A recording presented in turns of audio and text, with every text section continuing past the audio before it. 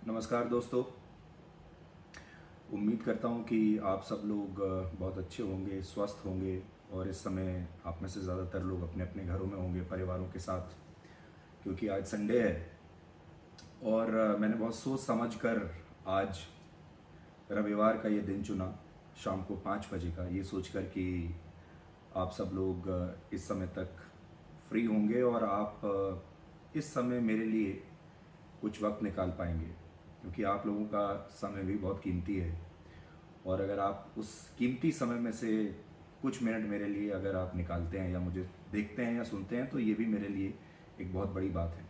लेकिन आप सबका एक आप समझ लीजिए कि एक एक एहसान समझ लीजिए, कर्ज समझ लीजिए, मुझे लग रहा था, क्योंकि आप सब जानते हैं पीछे लगभग 1 महीने से मैं बीमार हूँ।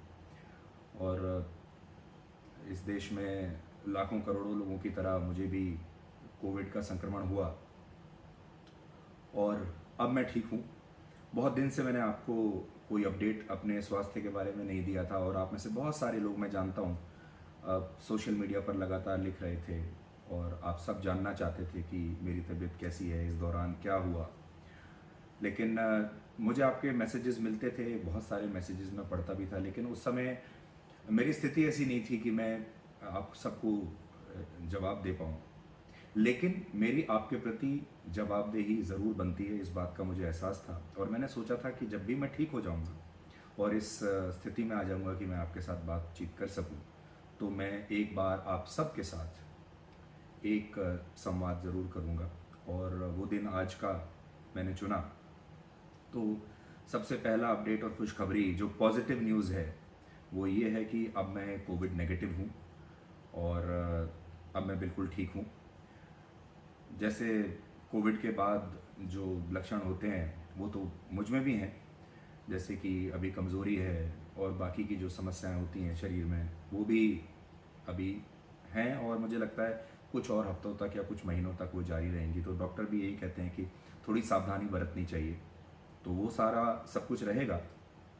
पहले जैसी स्थिति में पहुंचने में स्वास्थ्य के हिसाब से मुझे लगता है मुझे अभी कुछ महीने और लगेंगे। लेकिन हाँ, अब इस स्थिति में मैं हूँ कि आपके साथ बातचीत कर सकता हूँ, धीरे धीरे अपने काम पर लौट सकता हूँ। तो आज जो आपसे मुलाकात करने का जो सबसे बड़ा कारण है वो ये है कि मैं आप सबको हाथ जोड़कर धन्यवाद देना चाहता हूँ, शुक्रिया कहना चाहता हूँ कि आप में से लाखों लोगों ने, करोड़ों लोगों ने मेरे लिए प्रार्थनाएं की, मेरे लिए दुआएं मांगी। आप सब लोग अपने अपने घरों में थे या जहाँ भी थे, आप मेरे बारे में सोच रहे थे लगातार। आप मुझे लेकर चिंतित थे और अलग अलग माध्यमों से आप मेरे बारे में बात भी कर रहे थे। मेरे बारे में ये भी सोच रहे थे कि मैं जल्दी से ठीक होकर आप सबके बीच में आऊँ। तो आप में से बहुत सारे लोगों के नाम मैं जानता हूँ, क्योंकि आपके मैसेज मुझे मिलते रहते हैं। बहुत सारे लोगों के नाम नहीं जानता हूँ, लेकिन जिनके नाम नहीं जानता हूँ उन सबको भी आज मैं ये कहना चाहता हूँ कि आप सबकी प्रार्थनाएं, आप सबकी शुभकामनाएं मुझ तक लगातार पहुँच रही थी। और ऐसे समय में जो डॉक्टर दवाई देते हैं वो तो काम आती ही है, लेकिन जो शुभकामनाएं होती हैं वो दवाई से भी ज़्यादा काम करती हैं, क्योंकि शुभकामनाओं से आपका मनोबल बढ़ता है। जब कोई कहता है कि मैं आपका इंतज़ार कर रहा हूँ, आप जल्दी लौटिए, तो यकीन मानिए उससे मन को एक अलग ही शक्ति मिलती है। और आप सोचते हैं कि मैं जल्दी से जल्दी ठीक होकर वापस काम पर लौटूं, वापस आप सब के लोगों के बीच में मैं आ सकूं, आप सबके साथ हर रोज़ मिल सकूं। आपकी और हमारी बातचीत जैसे पहले होती थी वैसे बातचीत हमारी होती रहे, ऐसा मैं लगातार सोचता था। इसलिए आप सबकी प्रार्थनाओं ने, मैसेजेस ने मुझे बहुत बहुत शक्ति दी, बहुत बल दिया। 12 दिन मैं अस्पताल में था। तो आपको एक एक करके मैं अपनी पूरी कहानी बताऊंगा। और ऐसा नहीं है कि ये मेरी कहानी है, मेरे जैसे लाखों लोगों की कहानी है ये, जो कोविड का शिकार हुए और जिन्होंने कोविड को इतने करीब से देखा। और आप समझ लीजिए, अगर आपने कोविड को इतने करीब से देखा है तो जीवन को भी शायद पहली बार आपने इतने करीब से देख लिया। मैं अपने जीवन को 2 हिस्सों में बांटता हूँ और आप में से बहुत सारे लोग मेरी इस कहानी से रिलेट करेंगे। मेरे जीवन का एक अध्याय है कोविड से पहले और दूसरा अध्याय है कोविड के बाद, जो अभी इस समय चल रहा है, क्योंकि इस दौरान बहुत कुछ देखने को मिला, सीखने को मिला और बहुत सारे बदलाव आए। शरीर में तो बदलाव आए ही हैं, लेकिन सोचने समझने में बहुत सारे बदलाव आए हैं और विचारों में बहुत सारे बदलाव आए हैं और काफ़ी कुछ सीखा इस दौरान। आप सब जानते हैं, मैं तो 1.5 साल से बहुत ही अनुशासित जीवन जी रहा था और मैंने दोनों वैक्सीन भी लगवाई थी और अपने घर और दफ्तर के अलावा बहुत ज़रूरी काम होता था तभी मैं बाहर निकलता था, वरना बाहर ज़्यादा निकलता नहीं था।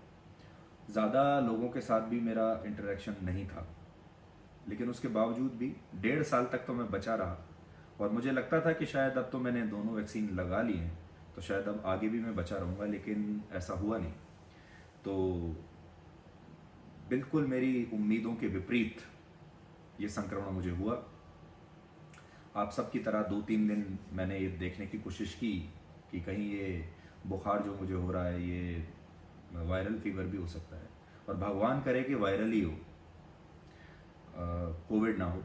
लेकिन ऐसा हुआ नहीं और जब टेस्ट कराया तो उसमें मैं पॉजिटिव पाया गया। उसके बाद घर में रहने की कोशिश की मैंने और सोचा कि घर में ही अपना इलाज करा लूँ, लेकिन धीरे धीरे थोड़ी कॉम्प्लिकेशंस बढ़ती चली गई और फिर डॉक्टर्स की सलाह के बाद ये ही तय किया कि अब अस्पताल जाना ही बेहतर रहेगा और डॉक्टर्स ने भी यही सलाह दी कि आप अस्पताल में आ जाइए। और फिर मैं 12 दिन अस्पताल में रहा, एक कमरे में बिल्कुल बंद, पूरी दुनिया से कटा हुआ।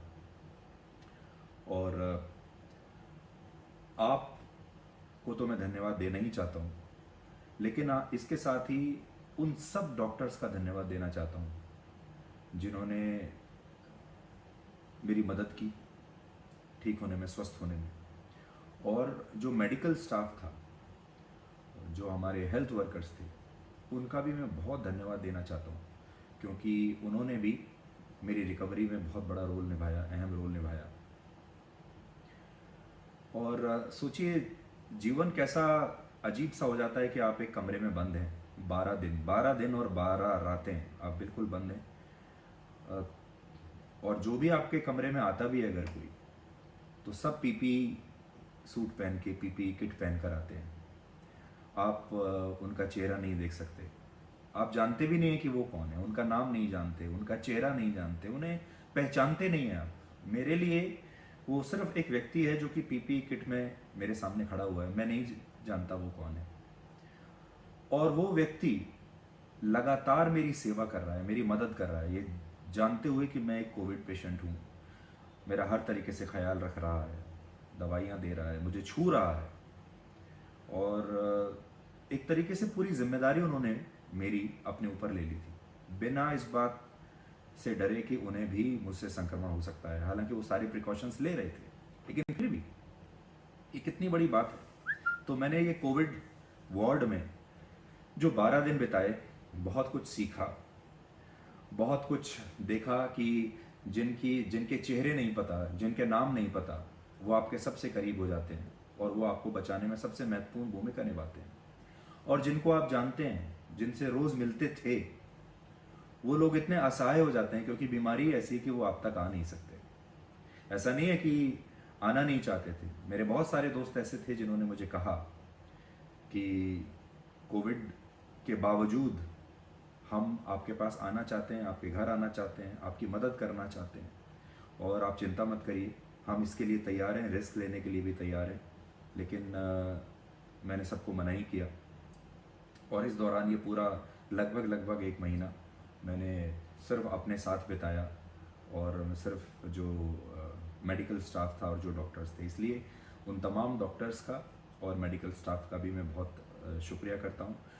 लेकिन आप में से जो लोग मेरी तरह इस संक्रमण के बाद ठीक होकर आए हैं, आप सबको भी उन डॉक्टर्स का सबसे पहले शुक्रिया कहना चाहिए, उन मेडिकल स्टाफ के लोगों का सबसे पहले आपको धन्यवाद देना चाहिए जिन्होंने आपकी जान बचाई, जैसे उन्होंने मेरी जान बचाई है। तो मैं उनका भी बहुत शुक्रिया कहना चाहता हूँ। मैं दिन भर उन्हें देखता रहता था और फिर धीरे धीरे मैं चाहता था कि मैं जानूं तो कि मेरी मदद कौन कर रहा है, तो मैं उन सबके नाम पूछता था, मैं उनके नाम जानता था। धीरे धीरे सब जो भी मेरे कमरे में आता था, हालांकि वो सब पीपी किट में होते थे, मैं उनसे नाम पूछता था, उनके बारे में पूछता था, उनके परिवार के बारे में पूछता था। और देखिए इतना प्यार मिला लोगों का, आप सबका भी, कि वो लोग भी जब अगले दिन कब मुझसे मिलने के लिए आते थे तो कहते थे कि हमने अपने फैमिली में वापस जाने के बाद बताया कि आप हमारे हॉस्पिटल में इस समय एडमिट हैं और हम आपकी देखरेख कर रहे हैं। तो उनके परिवार के लोग भी अपनी शुभकामनाएं भेजते थे, उनके बच्चे अपनी शुभकामनाएं भेजते थे। और